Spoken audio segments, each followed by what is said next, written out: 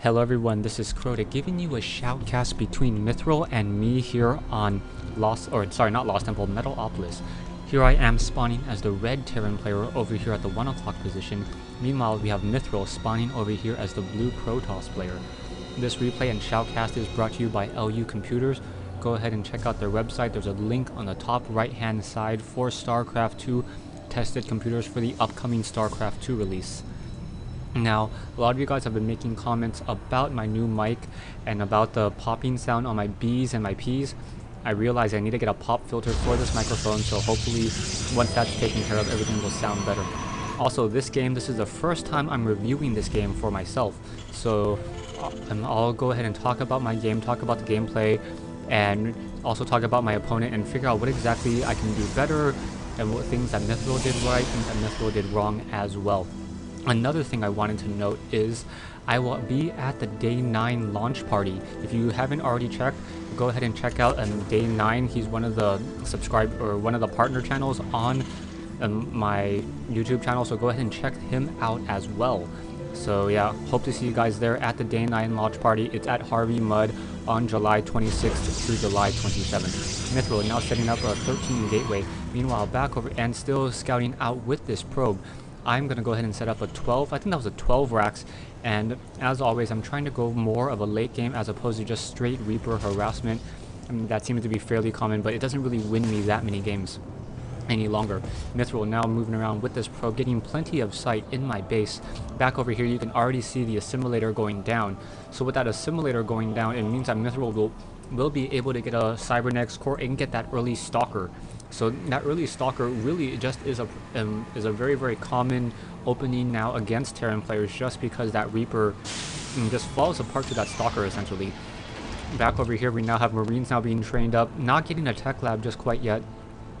And now coming back over here we have chrono boosting and in comes the cybernetics core. I really like mithriL's positioning here, making it fairly difficult for any units to really push on through. Perhaps another gateway will be placed here, and then no Hellions will be able to come in and drop along this backside. Also going for, a second assimilator, so gonna go more for a heavy gas tech. Back over here, finally able to take down that scouting probe, and waiting for that scouting probe to be taken down before I'm gonna go ahead and reveal any of my tech. Also getting a reactor on this barracks. I'm trying to go more for a mech build. Mech builds are generally fairly strong against a Protoss player.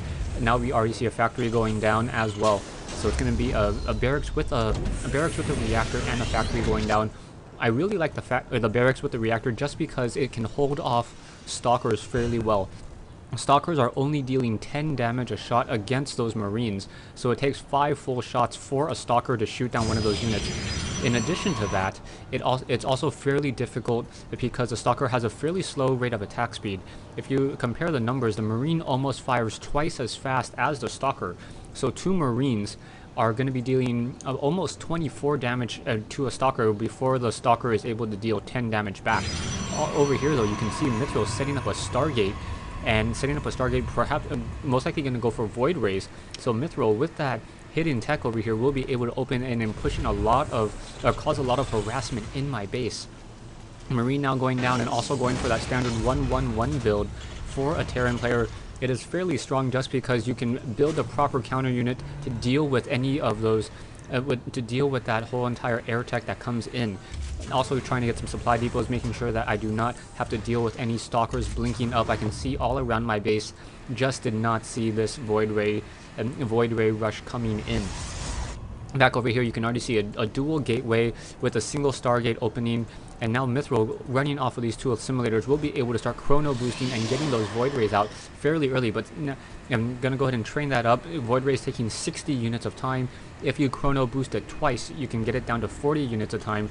And that is essentially faster than training up 1 Viking. A Viking takes 42 units of time, so that is fairly fast. However, because of the mass Marine opening, these Marines are fairly strong against Void Rays as well. Void Rays dealing extra damage against armored units after the prismatic core fully charges up. Now, I did try to open up with more of a Raven opening, I think assuming that there would be Stalkers and wanting to use a point defense drone, but instead in comes one Void Ray, and that Void Ray, taking a look at the site, does not see the supply depot there, finally sees that supply depot, and now that Void Ray coming in, gonna be able to shoot it down very quickly. That Void Ray, a weapon speed of 0. Not quite sure how often that damage is refreshed, but it's fairly quick, and now you can see that Void Ray fully charged in, gonna start attacking and taking down this refinery here. Marines now moving over, trying to shoot down this Void Ray. Void Ray may be forced to pull back out. Void Ray pulling back and now losing that prismatic charge right there, but a second Void Ray gonna join him very, very soon as a Chrono Boost is now coming into play. That Void Ray just staying over here and letting his shields naturally recharge. Those shields recharge so quickly, already recharging 25 damage after those Marines work so hard to try to take it down. Also a Viking now coming out, so Viking going to be used to try to push back that Void Ray as well. But Vikings versus Void Rays, if that Void Ray is fully charged, that Viking will, or that Void Ray will be able to just shoot it down that quickly. You're going to see how quickly a Void Ray can actually take down a Viking in just a second. So in comes that Void Ray. Viking trying to do a little bit of chasing and then getting a couple attacks off, but that Void Ray just able to destroy that Viking, even though the Viking is supposed to counter that Void Ray. Now in come these Marines again, and I'm going to go ahead and focus down the lower hit point Void Ray. And now, because that Void Ray these Marines are not armored, are having a fairly difficult time taking it down. A second Viking now being trained up as the refinery is also being repaired, wanting to make sure that that Void Ray gets taken down over here. I moved a Marine over here, suspecting that would be a starport, but I didn't actually know that you could actually hide a starport back there. I knew you could hide a dark shrine, but never actually saw a full-blown production building being hidden in the back that way. Viking now going out to try to do some scouting, looking for that Void Ray across the top of the map, unable to find it, unable to see it. Oh, and in comes this Void Ray. Do I catch sight? Yeah, I catch sight. Now shooting at it, and now that Void Ray going to try to get off one round of attack, but only able to deal 15 damage that quickly. That's pretty fast. I think that shot was just there for like a split second. So wow, that Void Ray really does do extra damage, even though that was not a fully charged Void Ray. So starport now hitting over here. You can see the production tab, Nexus already down over here. Army wise, I do have the larger army, but income wise, I believe, yes, mithriL having the 34 harvesters to my 26. Both players just microing very well.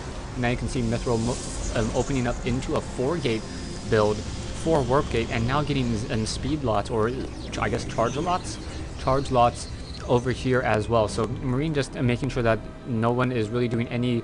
We also have scouts down as well, making sure that no one is expanding too much. I pretty much know that mithriL is currently running off of 2 bases, as that's pretty standard for a Protoss player, continuing to chrono boost and also getting Storm off of his Templar archives. They're able to get a scanner sweep off. I wanted to see the size of this army and also take a look at his Nexus, how saturated this particular gold mine was, and now out moves this army, an army of Marines, siege tanks, a couple of Vikings in the air, just in case there are any Phoenixes with Graviton Beam or any Void Rays as well. I want to make sure that I do not get attacked by mass Void Rays later.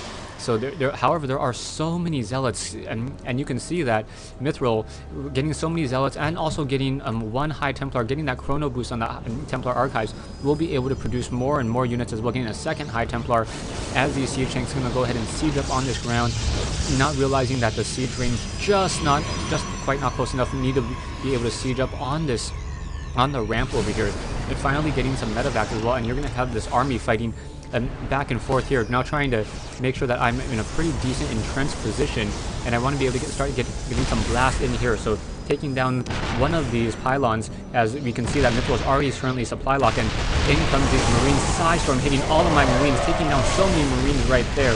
So High Templar is just completely devastating my Marines. I lost a split second of focus there and losing all of my Marines in that fight. You can see both sides taking very, very heavy damage. Now trying to land in, trying to at least get in some probe kills, but Stalker is now able to come on in and take that down. So you can see my army now down to 550 compared to mithriL's 1,000 here, and I'm going to go ahead and try to regroup all of my units. Really need to start training up the combat shield. The combat shield would have played a very, very large role in trying to absorb some of that damage from that Storm. I wonder how many kills one of those High Templars have, or did I lose that High Templar? Or did he lose it? I can't tell where the other High Templars are. Okay, there? No? Oh, 8 kills on 1 High Templar, mostly Marines dead.